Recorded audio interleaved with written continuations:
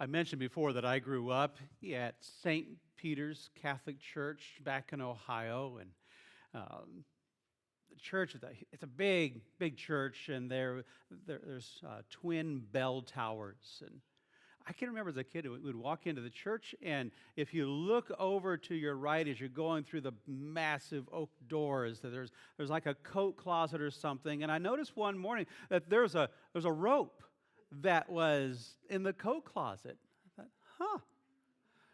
As a kid, I'm not thinking much in church, paying attention to what's really going on, but I was thinking about, I wonder what that rope does. And so I asked my dad, and he said, oh, well, that's the rope to ring the bell. And when, it's time for church, then the usher, we had one of the ushers, and he had this handlebar mustache, and it was all waxed, and I thought he was a pretty cool guy. And so one of his jobs was to go in and to pull that rope. And as you pull on that rope, the rope goes through the ceiling and all the way up through the bell tower, hooks to a mechanism onto the bell, and of course the bell starts ringing, and you hear the bell ring all throughout town, and lets everybody know it's time for church. I thought, that's really cool. And if you keep pulling on that rope, guess what happens?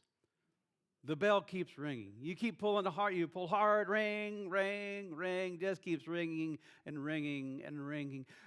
When you let go of that rope, after pulling it for such a long time, do you know what happens? Yeah, the bell continues to ring even after you stopped pulling onto the rope. It just keeps ringing, clang and clang and clang. It's amazing how that low-tech thing would work. The bell keeps swinging, the rope keeps moving, the sound keeps echoing. If you want the bell to stop ringing, the one thing you don't want to do is grab hold of that rope again, right? That's how hurt works. When you forgive someone, it's like you have let go of that rope. Even though you've been pulling it for quite a while and you realize this is not getting me anywhere, this is only making it hurt worse and continues to not help me, not help anybody else. I'm stuck, I'm pulling onto this rope. The beautiful thing is about forgiveness, you can let go of the rope. However, what do you do when it continues to hurt even after you have forgiven them? Because just like that bell up in the bell tower, nobody is pulling anymore, but yet the bell keeps ringing for quite some time. Have you experienced that in your own life? Maybe you have forgiven someone of a deep hurt, but yet, even after you have forgiven, the memories continue to swing, right? The echoes of emotions continue to ring out, and you wonder, did I really forgive them? I thought I forgave them, but if I forgave them, why am I still hurting?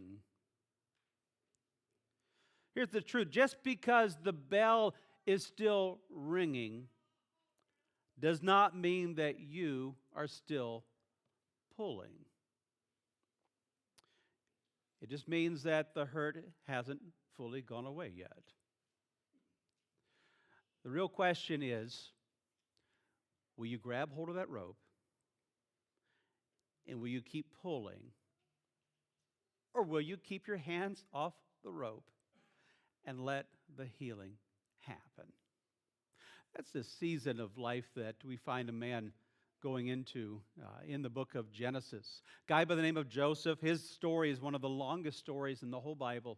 You can read his story beginning in Genesis 37. We're not going to read his whole story today, but I encourage you to do that. It's one of my favorite stories of God's redemptive plans in someone's life and a whole family's life. But I will kind of give you the heads up. Joseph was a man who had a God-sized dream.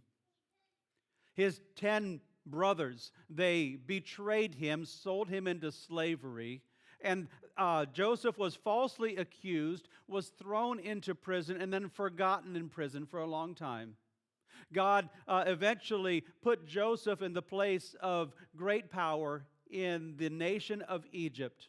And then a famine came across the land, and not just Egypt, but the whole region, so everyone was in need of food. Because of Joseph's leadership, there was food to be able to provide for the people. And so everyone was coming to Egypt, trying to buy food so they wouldn't starve. That is, everyone, including Joseph's 10 brothers who had betrayed him years before.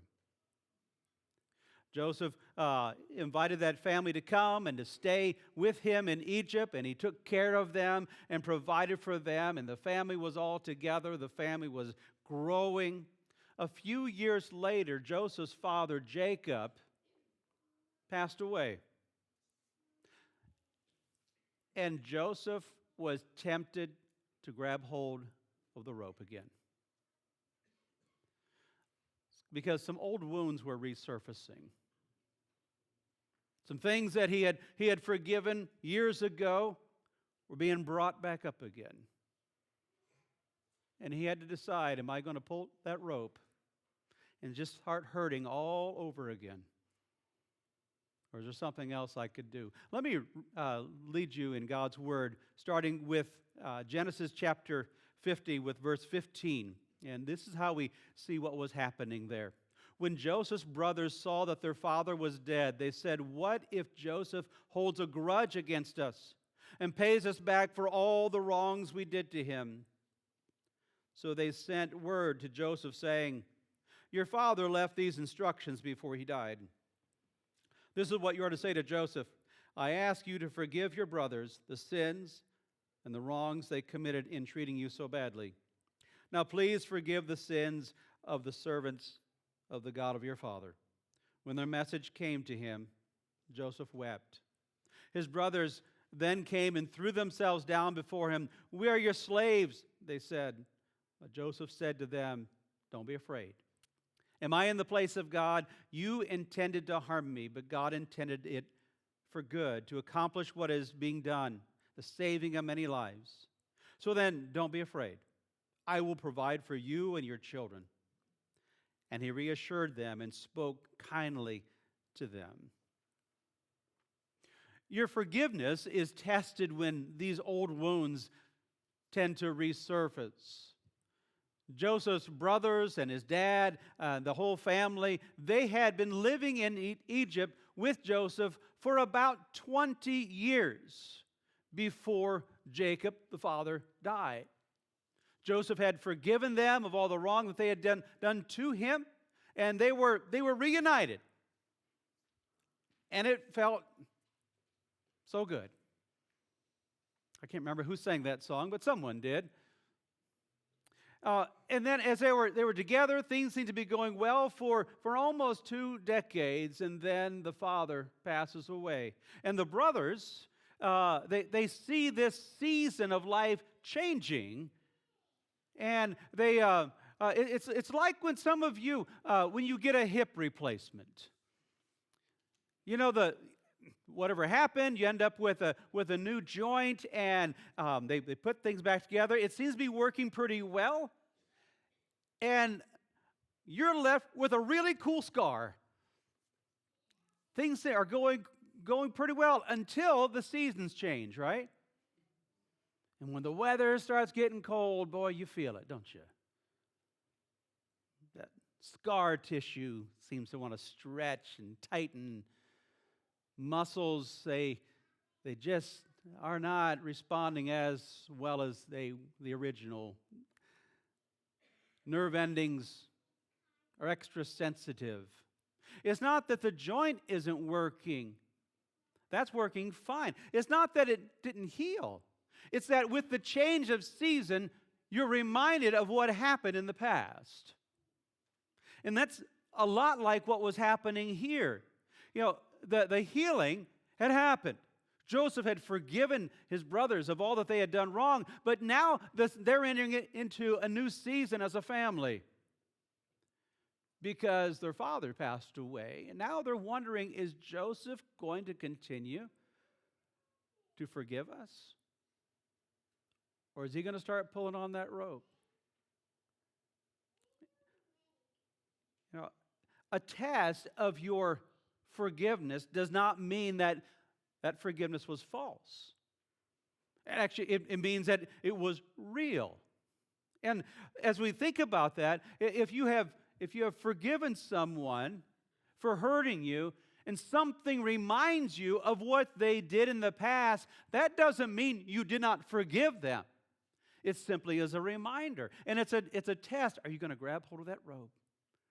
Or are you going to start pulling on that rope again? Just like letting go of the rope in the bell tower, forgiveness is a decision that happens in a moment.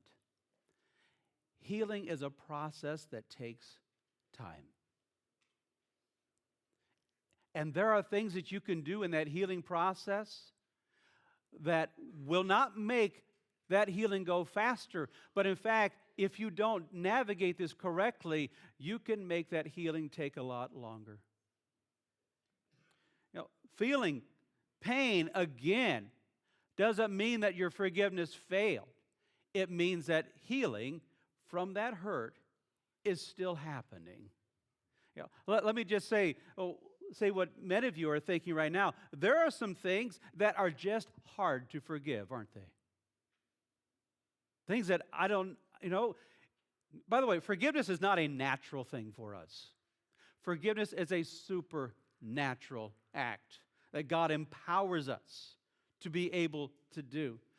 For some, it may be an abusive or an absent parent that as you remember them and you think about them, if you've navigated through that, they continued to abuse, and then they left, and they never came back to admit they're wrong. Perhaps they've passed away. And with their death, it seems as if your hope of ever finding freedom from that hurt is gone. The incredible thing is, do you realize you can forgive someone even if they never ask for it? You can do that. Because forgiveness is a choice that you make that's independent of anything anyone else does or does not do. I know some people who it's hard for them to forgive perhaps a mother that they never knew. Maybe they gave up, their mother gave up their child for adoption, and they never got to know their mother. The mother's, she's just an invisible, she's like a ghost in their life. And they're left with a bag full of questions that they have no answers for. Don't understand, okay, why did my mom give me up? Well, who is my mom anyway? How can I ever reconnect with this individual? Sometimes it's hard. And that's something that's hard to forgive. Another thing that it's hard to forgive can be like the authority, like over an organization. It's not one person. It might be a whole organization. Maybe it's a job that you go to for a long time, and you've worked for them. You've given kind of the best years of your life, and then suddenly, we're making cuts, and you didn't make the cut. And you're too old to go back to school, too young to retire. And this is like the worst point of life that this could ever happen. And now what am I supposed to do? And boy, it's hard to forgive that. Sometimes it's hard to forgive the authority, maybe because it's in a church. There are people today that are giving up on God because of something called church hurt. And that's a multi-layered onion of a problem. I do know that the active ingredient of healing is this beautiful gift called forgiveness. Another one that's hard to forgive is the person who just doesn't care. They don't care that they're hurting you. They just keep on hurting. There are people who continue to hurt you, continue to hurt other people. And actually forgiving ourselves, that can be a tough nut to crack, isn't it? Forgiveness, I think, can be one of the toughest tricks in the whole book. How do I pull this off? And even after, God enables you with His grace to forgive someone of the horrible things that they have done, boy, it's tempting to grab hold of that rope again, isn't it? after a while, you're like, oh, you're reminded of what you've done, and now I'm going to grab hold of that rope of unforgiveness, of resentment, of bitterness. Oh, it's so tempting to grab hold of that again. Getting back to Joseph and his brothers, after their father died, did you notice what his brothers were suggesting? Here's what they did. They sent word to Joseph saying, your father left these instructions before he died. This is what you're to say to Joseph. I ask you to forgive your brothers the sins and the wrongs they committed in treating you so badly. Now please forgive the sins of the servants of your father, or of the God of your fathers. So that's not exactly what happened, okay? What the brothers are trying to do is to rewrite the past. Their dad never said those things. They were coming up with a scheme to try to protect themselves because they felt that now that dad is dead, now he's coming after us. You know, dad was kind of a buffer. And Joseph was, he could have squashed us then, but because dad was around, he wasn't going to do that. But now suddenly that buffer is removed and he has no more reason to keep us around. They thought that Joseph would have no reason to continue this charade of forgiveness in their mind. Even after all the horrible things that they had done, they thought, well, does he really forgive? I wonder if the brothers ever really forgave themselves. It's a fascinating thing to start digging into, wondering about did they forgive themselves of the things that they had done to their brother. But that's not what real forgiveness does, though. Forgiveness refuses to rewrite the past. Here's how Joseph responded to them. Joseph said to them, don't be afraid. Am I in the place of God? You intended to harm me, but God intended it for good, to accomplish what is being done, the saving of many lives. Look what Joseph does. He names their wrong clearly. He says, what you did was wrong. It was evil. It was not just you did something wrong, but you intended to do something wrong. You enslaved me. You tried to kill me. When we study about forgiveness, it makes it sound so simple, doesn't it? I love what C.S. Lewis had to say. He said, everyone says that forgiveness is a lovely idea until he has something to forgive. Isn't that true? We have friends that they're having a problem and they're going through some hard times and everything, and we tell them, oh, you need to forgive them. Great. Yeah, they do. But then when you're the one who's having the problems and your friend comes to you and says, you need to forgive. Yeah. Forgiveness is a beautiful thing. Until it's you that have to forgive someone. Then it becomes messy. Then it becomes costly. And I guess that's probably why we like to settle for a cheap imitation of forgiveness. Sometimes we think, I'm just going to deny it. It didn't hurt. It didn't hurt. But forgiveness is not denial. We say, well, they didn't mean to do anything.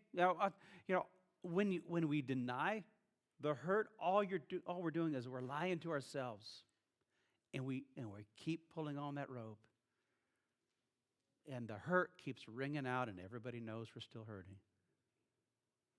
Forgiveness also is not minimizing, saying, oh, it wasn't that bad. Joseph's not doing that either.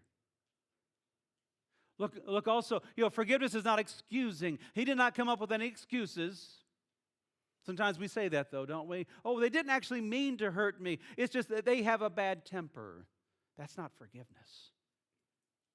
Forgiveness is not forgetting either.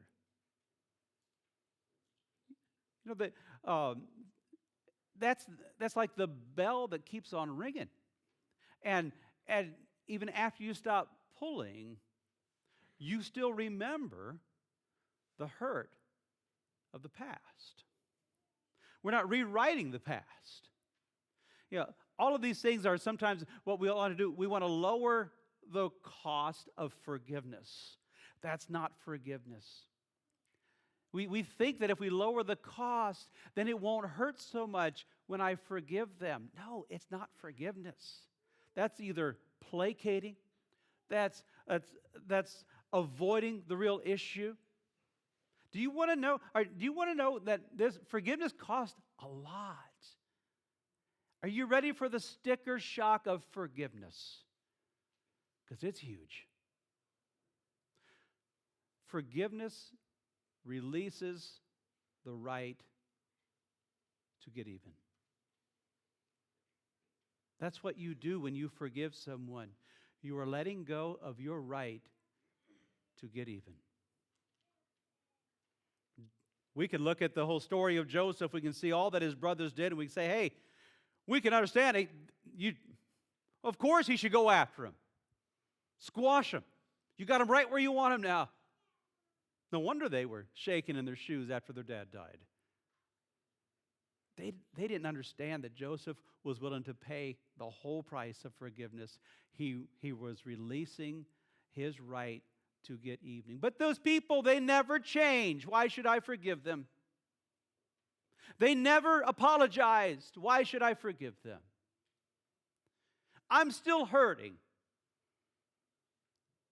So I'm not going to forgive them until I stop hurting. They need to pay for what they've done to me. All of those things may be true. But forgiveness, it does not make the other person right. Forgiveness makes you free. That's what forgiveness does. And those who refuse to forgive, it's like they're stuck holding onto that rope. And that bell that's ringing, that's all the hurt that's in your life. Everybody else around you knows you're hurting, but you just keep pulling on that rope of unforgiveness and of bitterness and resentment. And you keep playing the whole thing back over in your mind over again. You're stuck in this loop of unforgiveness. And here's what Joseph did. He refused to take the bait. He is not going to rewrite the past. He called it exactly for what it was, and he gave up his right to get even with his brothers. And what he did, he was leaving the results to God. And that's something else about this thing called forgiveness.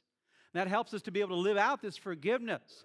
Because forgiveness, it trusts that hurt to God's plans.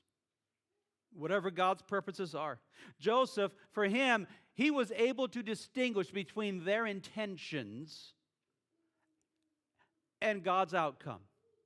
See, real forgiveness, it believes that God, and God alone, He can bring good out of the greatest pain. And the reminder that we have for that is right here on the cross. That God is able to bring out the greatest good out of the greatest evil that was ever accomplished. You know, when you see Joseph's example, and you see that forgiveness, what he's doing, he's shifting the focus. This is a beautiful thing about what Joseph models for us. He shifts the focus away from what you did to what God is doing. That's what real forgiveness allows us to do. But until we let go of that rope, we're stuck in that cycle of unforgiveness. We're stuck in just focusing only on what they did. And then we're telling everybody else, do you know how they hurt me? Do you know what they said about me? Do you know what they were thinking? And do you know how this has impacted me? And we're stuck in this cycle of unforgiveness, of blame and pain and making enemies and growing hard. And then we repeat and we repeat and we repeat. You can't see what God is doing because you're so focused on what they had done. Only real forgiveness can enable us to start seeing the things that God is doing and how God can take this pain and somehow bring about some good in it. Charles Roberts was a hurting man. He walked into an Amish schoolhouse in rural Pennsylvania back in 2006. He was angry with God because their daughter had died a while ago, and for reasons we will never know, he decided that anger was just going to be unleashed upon the school children there in that one-room schoolhouse. He went into that school with guns and ammunition, and he forced the teacher and the boys out of the school, and there was 11 scared Amish girls standing in that room, not knowing what was about to happen next. Charles Roberts called his wife to say goodbye to her, and then he opened fire. 5 little girls died. 6 more were critically injured before he took his own life. There's so many unanswered questions. The news was circling around, trying to find out just what was happening. The beautiful thing started to happen. Within hours after the shooting, that Amish community, they were reaching out to his wife. They reached out to the killer's family. They reached out to Charles' dad.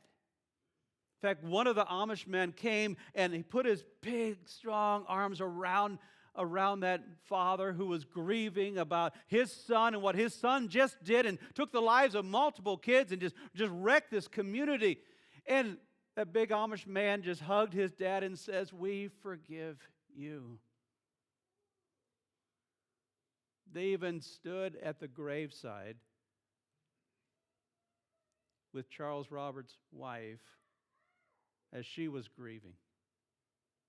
And when all that was going down, where people were asking, how can you respond like that?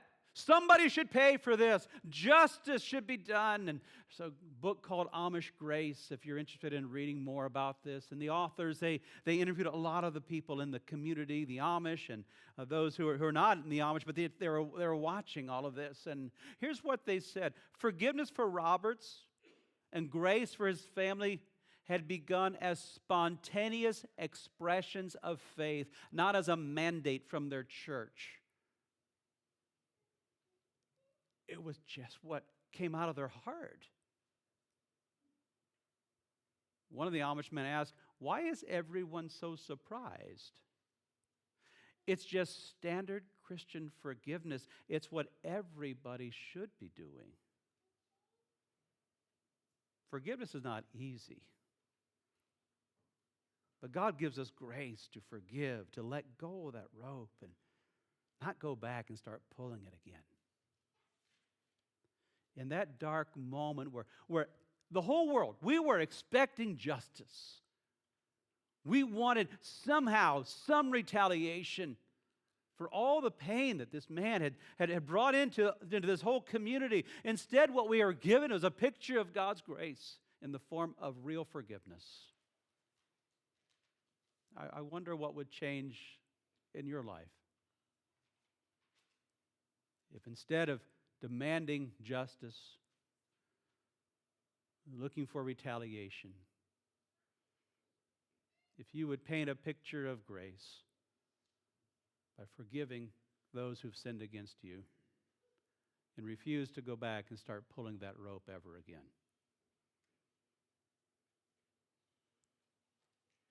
For Joseph and his brothers, it was a season of great change. It could have went either direction, honestly. But because Joseph chose that, I'm not pulling that rope again. I'm not going back there. It led them into a brand new season of life. Had Joseph grabbed hold of resentment and the bitterness and all the unforgiveness, all those old hurts, they would have not only resurfaced, they would have reopened. And they would have become infected. And it would have short-circuited God's plan for their lives and really the plan for the world. But instead, Joseph chose to move from resentment to restoration. Here's what he told them. He said, "Don't be afraid. I'll provide for you and your children. And he reassured them and spoke kindly to them. This is what forgiveness looks like, not in just the moment, but as we live out that forgiveness. This is what real forgiveness does. It's not passive, it's proactive. You know, Joseph doesn't just refrain from revenge, he wants to bless them. He says, you know, that I'm going to give peace to you. He speaks peace to them. Don't be afraid, he says. He offers a blessing. I'm going to provide for you. He encourages them. He says he spoke kindly to them. His forgiveness doesn't just release his brothers from the past, it reshapes their relationship to move forward into a new season. That's real forgiveness. You know, the only alternative to forgiveness is, of course, unforgiveness. Yeah. That's the only alternative. We either can forgive or we can choose not to forgive. You know, and the thing about unforgiveness is it keeps you stuck in a season that closed a long time ago. And until you forgive those who hurt you, you're always going to be pulled back into a closed season. The rest of the world's moved on, but you haven't. The rest of the world is waking up to a new day, but you're still living in yesterday. You're back to those old emotions. You're nursing an old hurt. That cycle of revenge and pain and bitterness and making enemies is on repeat. It's just a continuous loop. Unforgiveness keeps you holding on to the rope.